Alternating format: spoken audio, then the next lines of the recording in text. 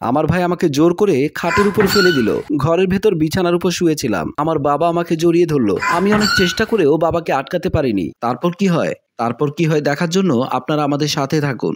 আমি আজ আমার জীবন দিতে এসেছি। হেরে গেছি জীবনের কাছে, কারো মায়া কাটাতে পারছি না আমার সাথে ঘটে যাওয়া ঘটনাগুলো ভুলতে। তাই নিজের জীবন দিয়ে সব ভুলে যেতে একজন ধর্ষিতা হয়ে বেঁচে থাকতে হবে সারা জীবন। এটা আমি মেনে নিতে পারছি না।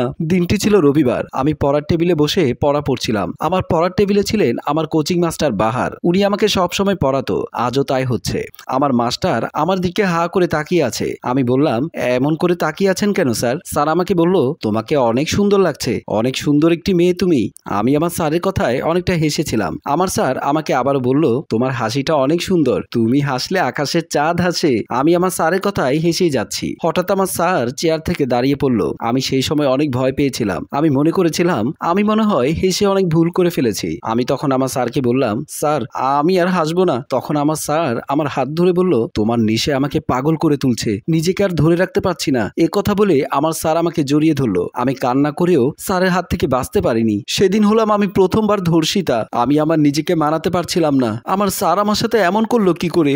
এর কিছুদিন চলে গেল। আমার মাস্টার আর আমাকে পড়াতে আসেনি। আমি নিজে নিজে পড়তাম। আমার মা আমাকে সেদিন আমার কাছে এসে বলল, একা একা পড়ে ফাইনাল পরীক্ষায় ভালো ফল পাবি না, তাই আমি ভাবছি তোর জন্য একটা মাস্টার রাখবো। আমি তখন মাস্টারের কথা শুনে সে বাহার মাস্টারের কথা মনে পড়ে গেল। বাহারের কথা মনে পড়লে আমার নিজের প্রতি নিজের অনেক রাগ হয়। আমার মা আমাকে বলল, এবারে মাস্টারটা একটু অল্প বয়সের, তোর জন্য ভালোই হয়েছে, তুই আর মাস্টার একসাথে পড়তে যেতে পারবি। আমি তখন আমার মাকে বললাম, মা আমার মাস্টার লাগবে না, আমি একাই পড়তে পারবো। এমন সময় আমার বাবা এসে বলল, ওর জন্য মাস্টার রাখার দরকার নেই, আমি মাঝে মাঝে ইভাকে পড়াতে পারবো। আমি আমার বাবার কথা শুনে কিছুটা বিব্রত হয়েছিলাম, কারণ আমার বাবা কখনোই চাইতো না আমি কখনো কারো কাছে কোনো মাস্টারের কাছে লেখাপড়া করি। আমার মা বলল, কি বলছো, তুমি সারাক্ষণ বাহিরে থাকো, আমার মেয়েকে পড়ানোর সময় পাবে কোত্থেকে? আমার বাবা বলল, আমি রাতের বেলায় বাড়ি ফিরে আমি ইভাকে পড়াবো। আমি বাবার কথা শুনে আমার বাবাকে বলেছিলাম, না বাবা, আমার তোমাকে পড়াতে হবে না, আমি একা একা পড়তে পারবো। আমার বাবা আমাকে বলল, মুখের উপরে কথা বলা শিখে গেছো? ঠিক আছে, তুমি যখন আমার কাছে পড়বে না, তাহলে আর এই বাড়িতে কোনো মাস্টার আসবে না। এ কথা বলেই বাবা চলে গিয়েছিলেন। তারপর আমার মা আমাকে বলল, তোর বাবার সাথে এমন ভাবে কথা বলা ঠিক হয়নি। আমাকে এই কথা বলে মা চলে গিয়েছিল। আমি আমার মাকে বোঝাতে পারি না দুঃখগুলো। সেদিন দুপুর বেলায় আমাদের বাড়িতে বেড়াতে এসেছিল আমার মামাতো ভাই নিলয়। কলিং বেল বাজতেই আমি দরজা খুলে দিয়েছিলাম। দরজা খুলে দেখতে পেলাম নিলয়ের সাথে নিলয়ের বউ জেসিও ছিল। জেসি ভাবি আমাকে জড়িয়ে ধরে বলল, কেমন আছো? তুমি অনেকটা সুন্দরী হয়ে গেছো। নিলয় বলল, আগে ঘরের ভেতর চলো, পরে কথা বলি। তারপর তাদের নিয়ে ঘরের ভেতর চলে আসলাম। ড্রয়িং রুমের ভেতরে এসে সোফায় বসতে দিলাম। তারপর আমার ভাই নিলয় আমার দিকে তাকিয়ে আছে। আমি বুঝতে পারছিলাম না আমার দিকে কেন তাকিয়ে আছে। নিলয় ভাইয়ের চাউনি দেখে আমার মাস্টার বাহারের কথা মনে পড়ে গেল।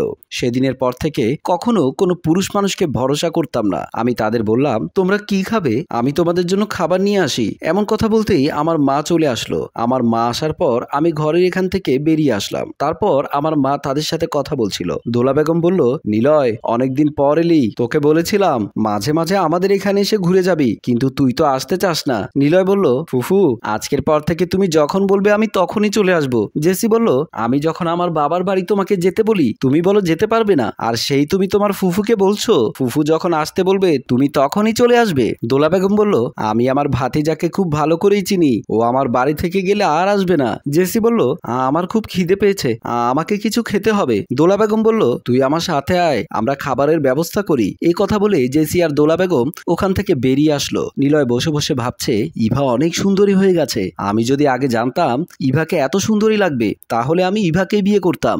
আমার ভাই আর আমার ভাবি অন্য একটি ঘরে শুয়েছিল। আমার ভাবি ঘুমালেও আমার ভাই নিলয় ঘুমায়নি। তারপর আমার ভাই আমার ভাবি একা ঘরে রেখে আস্তে আস্তে ঘর থেকে বেরিয়ে আসলো।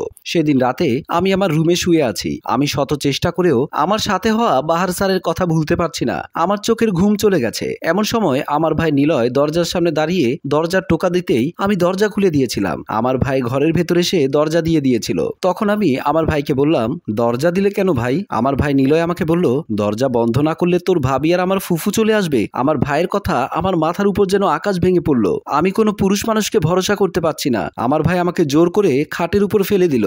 দ্বিতীয়বারের মতো হয়ে গেলাম আমি ধর্ষিতা। আমি একদিন দুপুরবেলা খাবার খেয়ে ঘরের ভেতর বিছানার উপর শুয়েছিলাম। আমি বুঝতে পারিনি আজ আমার সাথে কি হতে চলেছে। আমি বুঝতে পারিনি আমাকে হতে হবে আজ ধর্ষিতা। আমার ঘরে আসলো আমার বাবা। আমার বাবা আমার দিকে বাজে নজরে তাকিয়ে আছে।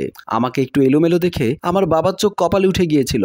আমি যে তার মেয়ে সে কথা বাবা ভুলেই গিয়েছিল। আমার বাবা আমাকে জড়িয়ে ধরলো। আমার ঘুম ভেঙে গেল। দেখতে পেলাম আমার বাবা আমাকে জড়িয়ে ধরেছে। আমি আমার বাবাকে বললাম, বাবা তুমি আমার সাথে এটা কি করতে এসেছো? আমার বাবা আমাকে বলল, তোর মা বাড়িতে নেই, আয় তোকে একটু আদর করে তারপর চলে যাব। কেউ দেখবে না, তোকে দেখেই তো আমি তোর মাকে বিয়ে করেছিলাম। আমি তো সব আশা পূরণ করব। আমি আমার বাবার মুখে এমন কথা শুনে অবাক হয়ে গিয়েছিলাম। আমি বাবাকে বললাম, আমি তোমার মেয়ে আর তুমি আমার সাথে এমন কথা কি করে বলো? আমার বাবা আমাকে বলল, আমি তো আর তোকে জন্ম দেইনি, আয় সমস্যা নেই, আমার কাছে আয়। এ কথা বলে আমার বাবা আমাকে জড়িয়ে ধরলো। আমি অনেক চেষ্টা করেও বাবাকে আটকাতে পারিনি। আমি হয়ে গেলাম ধর্ষিতা। কিছু সময় পর আমি বিছানার উপর বসে কান্না করছিলাম। আমার বাবা আমাকে পকেট থেকে 5,000 টাকা দিয়ে বলল, নতুন জামা কিনে নিস। এমন সময় আমার মা চলে আসলো। আমাকে দেখে আমার মার বুঝতে বাকি রইল না আমার সাথে কি হয়েছে। আমি তখন মায়ের মুখের দিকে তাকিয়ে বাবার নামে কিছু বলতে পারিনি। আমি রুম থেকে বেরিয়ে আসলাম। আমার মা আর আমার বাবা রুমের ভেতরে ঝগড়া শুরু করে দিয়েছিল।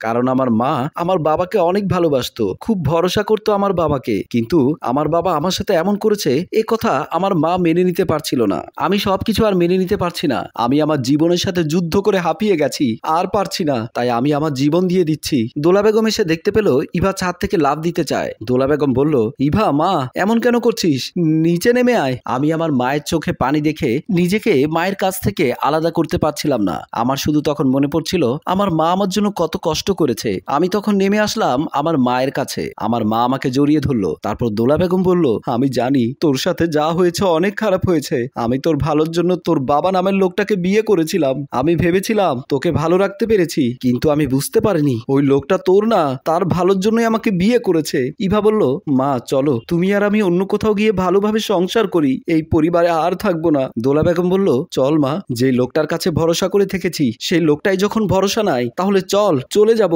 তারপর ইভার দোলা বেগম ছাদ থেকে নেমে যাচ্ছে। আমাদের সমাজে এমন অনেক পুরুষ আছে যারা আমরা মেয়েদের মনে করি শুধু তারা ভোগের সামগ্রী, তাদের সম্মান আমরা তাদের দিতে পারি না। আসুন আমরা মেয়েদের সম্মান দিতে শিখি। গল্পটি আপনাদের কাছে কেমন লেগেছে? গল্পটি যদি ভালো লেগে থাকে তাহলে লাইক কমেন্ট শেয়ার করে পাশেই থাকুন। ধন্যবাদ।